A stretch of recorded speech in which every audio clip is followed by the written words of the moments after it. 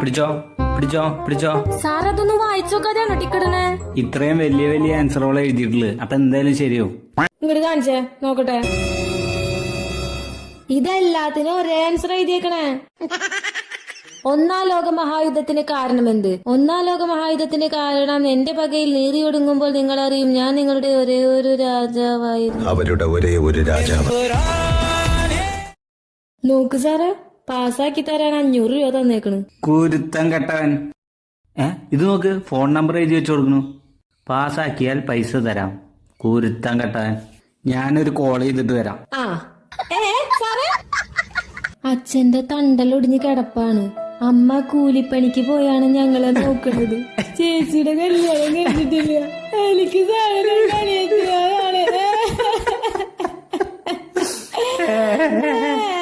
മാറിക്ക മൊട്ട പാസ്സാക്കുന്നു.